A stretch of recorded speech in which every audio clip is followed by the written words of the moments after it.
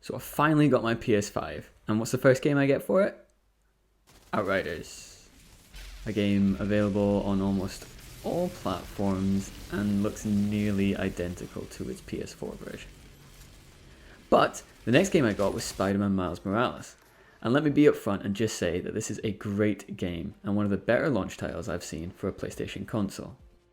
Everything that players of the original game loved about that release is still present here, except for the original model of Peter Parker, but I'm sure we can get used to that. And I'd argue that the story told here is much more interesting than that seen in the first game. Now, it's probably best to mention I plan on discussing the opening hour of the game's story, along with the overall setup for the rest of the game. As such, if you're hoping to avoid spoilers, it's probably best that you come back to this video. We begin the story with Peter taking Miles out to accompany a prison transfer of criminals who escaped from the raft in the previous game. Insomniac used this moment to tease the reveal of a major villain for about a whole 10 seconds, until it's then revealed to be Rhino. Probably to avoid anyone hoping for someone a bit more impressive. As expected, this transfer does not go according to plan, and an impressive set piece follows with the two Spider-Men attempting to corral both Rhino and the various goons that join him. It's an exciting start that really works to introduce the basic concepts that the player will be using throughout the rest of the game.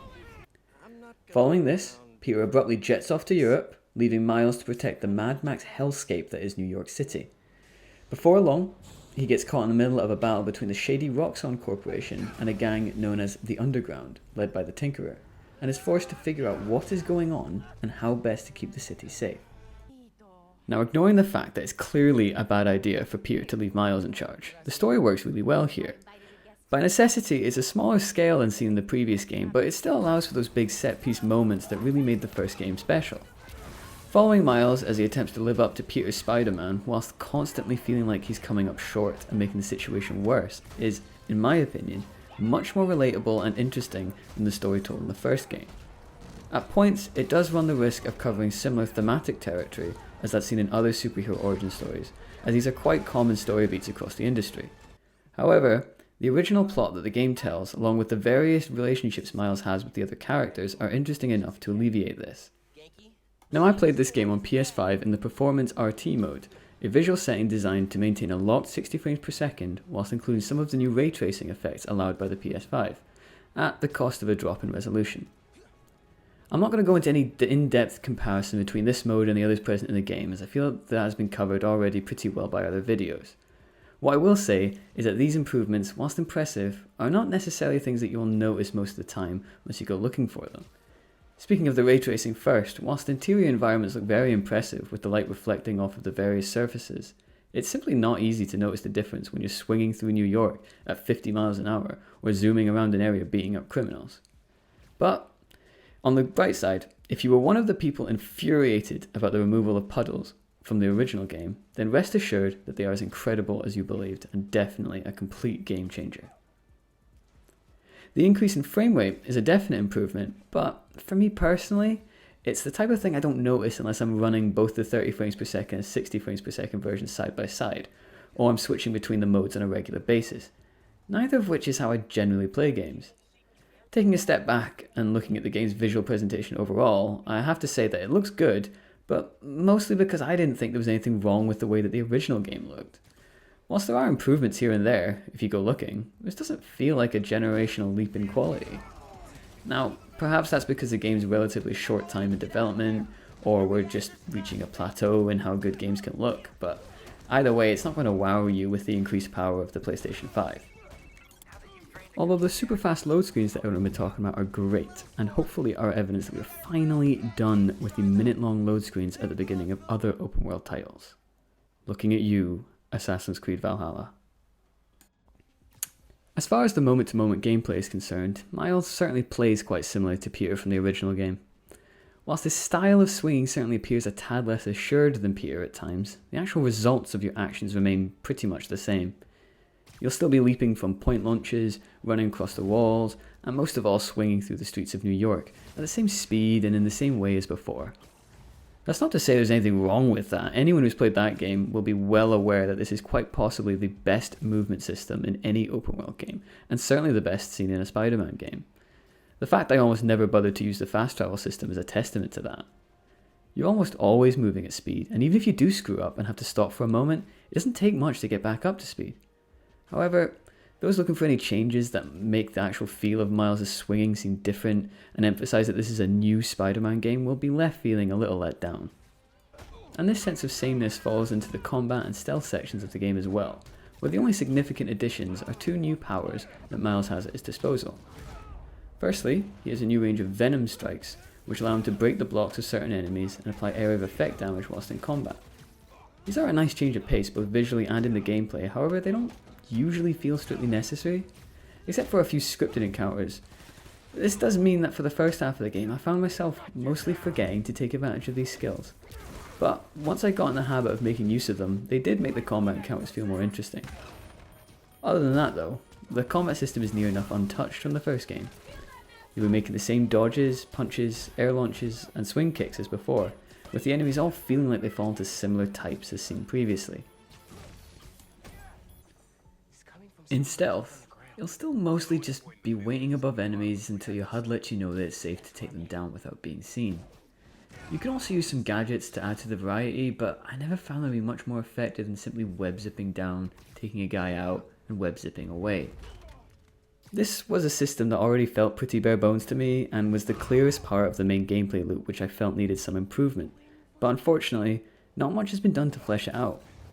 Instead, now Miles can turn invisible, a skill which initially I found to not be very helpful in changing how I actually played these stealth sections, until I realised it's more in place to allow the player to reset stealth sections when they've made a mistake, as opposed to actually changing your available options. Being able to return to stealth after being discovered is a useful addition which felt missing from the first game, where previously, once you were caught, it was nigh on impossible to return to stealth. However, it is ripe for exploitation. Because your meter to turn invisible recharges quite quickly, it is quite easy to simply stealth take down an enemy out in the open, go invisible, immediately return to stealth, take down another enemy in the open, and repeat until the encounter is finished, removing much of the challenge of the encounter. Now, it should be noted that I played this game on the amazing difficulty, which is the one presented as the normal option. So this may be different on the tougher difficulties, but it does feel like this feature should have been balanced a bit more. Perhaps with a longer cooldown, or a requirement to take down an enemy first, so this could only be used once in a pinch for most encounters. Insomniac do introduce enemies later in the game who can negate this ability, but it doesn't take much to get rid of these guys, and then continue to cheese your way through the encounter if you want to. All this means that the main gameplay loop feels pretty similar to that of the previous game, except for the addition of these two interesting but not exactly revolutionary new abilities. Again, that's not to say this loop is a bad one. It served the original game well, and it serves this one well too, but it's hard not to start thinking this was initially meant to be DLC for the original game, before Sony decided they wanted a Spider-Man title for the launch of the PS5, and so gave Insomniac a little longer to pad the game out. That would certainly explain the quality of the DLC we actually got for the first game, which felt lackluster at best. Oh, and if it sounds like I've forgotten to discuss Insomniac's use of the DualSense controller's haptics and adaptive triggers, it's because it mostly feels like they forgot to do anything with them. The missions in which you'll be carrying out this gameplay loop are overall very solid, with a number of particularly impressive set-piece moments such as the earlier discussed opener with Rhino and a latter section involving a collapsing bridge. As always, there are some more predictable missions that are a little less exciting, but the only real negative points are when Insomniac tried to induce some sort of environmental puzzles, which really bogged down the pacing of the game, and it all seems so similar to each other that it starts to come off as lazy by the end. I hope you'll like pulling things with your webs, following cables, connecting two energy sources, and charging generators, because you'll be doing a lot of it. You're effectively treated as a human battery throughout the game, and these sections grind missions to a halt as you slowly carry these out before you get back to the next interesting combat or traversal section. Whilst, thankfully, Insomniac removed the non-Spider-Man stealth sections and any hacking minigames from the previous installment, they didn't really seem to have any kind of improved option to add variety to the game. Instead, they were just kind of hoping no one would notice, or more likely that no one would care that they're gone. It should also be noted that along with the smaller scope of this game, we also receive a smaller assortment of well-known enemies, which is a little disappointing. Some more notable boss battles requiring different tactics and mechanics could have went a long way to improving the variety seen here. The main missions are accompanied by an assortment of side missions such as taking down bad guy hideouts, hunting for collectibles, and stopping random crimes from around the city. But most of you are probably aware that none of this is particularly new. Again, these are still fun activities. Any excuse to web swing around in this game is a welcome one, and the side missions can be a nice change of tone from the increasingly serious main campaign. However, they are very similar to the side content that we saw in the 2018 installment, and continue to make this game seem more like an extension of that game as opposed to its own new thing. And that perhaps is the main complaint I have with this game, and one that I've been mentioning but not really diving into throughout this review. It is simply so similar to the 2018 Spider-Man game that it feels like DLC. Now, that wouldn't necessarily be an issue.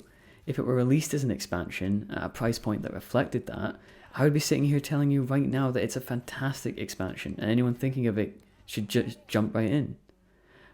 Unfortunately, Sony chose to price this game at £50 in the UK, and for anyone unfamiliar, that is the same as a full price game during the PS4 generation. Now, I know Sony are trying to make £70 a normal price for one of their games, as seen with Returnal, but that is a whole other topic for another day. This £50 price tag makes it quite difficult to decide if the game truly justifies the cost. As far as amount of content goes, I wouldn't necessarily have an issue with it.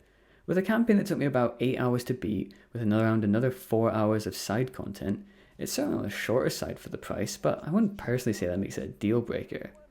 But the lack of much meaningful improvement is what lowers the value proposition I see for this game. If this had been a brand spanking new game we built from the ground up with substantial improvements made to the combat, traversal and mission structure, then a 12-hour game could certainly warrant £50. But as the skeleton of this game appears to be identical to that seen in the first one, I have to say that personally this warrants a lower price tag for me.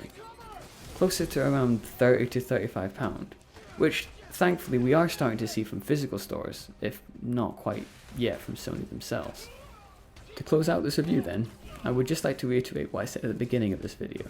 This is a great game. It is one that anyone who enjoyed the first installment should pick up. However, they should only do so at the right price, and with the understanding that the experience will be very similar to that of the first game. The combat, traversal, and the activities from the first game are all still solid in this one, but there was room for improvement in that original game, and it doesn't feel like Insomniac took the chance to really make the improvement here.